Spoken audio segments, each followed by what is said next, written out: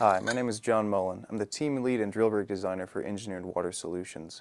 Let me tell you a little bit today about the need for new well drilling processes in Senegal, Africa. Now, most wells are currently dug by hand from inside the borehole with picks and shovels.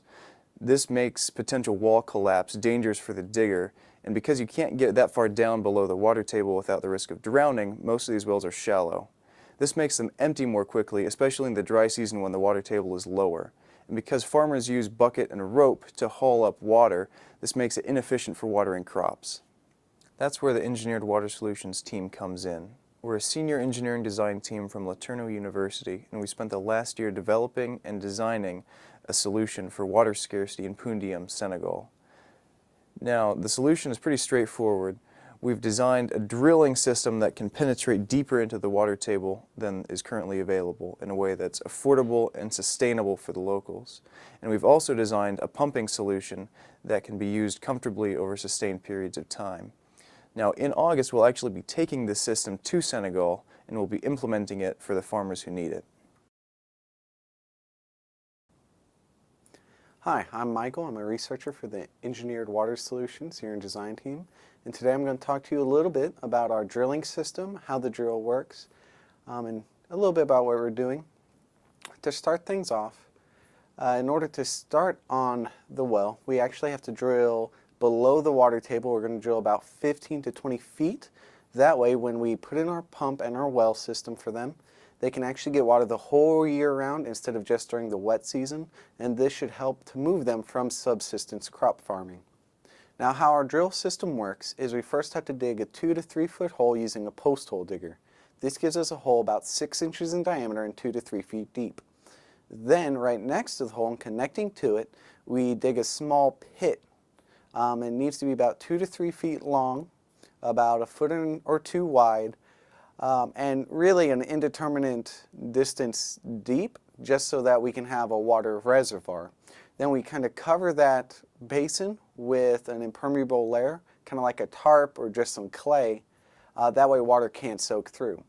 We then fill up both the basin and the hole with water so we can begin drilling. We use a technique called sludging, which we use a hole and it kind of pounds the earth at the bottom of the hole. This particulate matter, the soil we're going through, mixes with the water into a slurry. In our drill head we have a check valve. This slurry goes through the check valve and we consistently move a column of water up through the drill pipe, and then we shoot it out from the top into the basin. Now, to recycle water, it goes from the basin back into the hole. That way we're not losing as much for every hour or minute that we're drilling. Now, we need the basin to be wide enough that the water going back into the hole isn't filled with that dirt and that sediment, that slurry, and so we kind of want the dirt to settle out in that basin as we're drilling. Now, we are using an established method called the Baptist well drilling method, and so as we're drilling we're going to be putting PVC into the hole as well. We're using a 4-inch PVC, which we should be able to get in Senegal. Now, as we're drilling and putting in our PVC, once we reach that 15 to 20 feet below the water table, what we'll end up doing is finding a way to kind of dig a trench around our PVC so we can pour in a very thin mixture of concrete just so that it's held in place, and then we'll have about a foot of PVC above the top of the hole, and we're going to make a concrete skirt around that pipe with a little bit thicker concrete, just so we can make sure that no contaminants or particulates are going to fall in from the ground into the hole.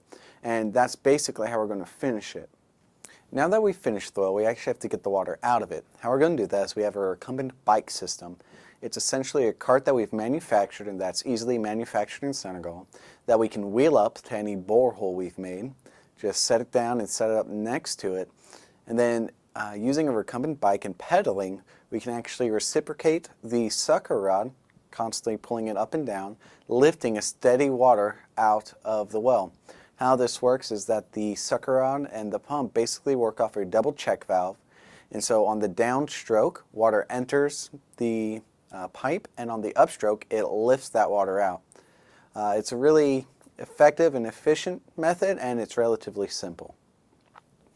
Now that we've talked about what we're going to do and how we're going to drill a well, how we're going to finish the well, and how we're going to get the water out, The last thing we need to talk about is how we're going to fund this group.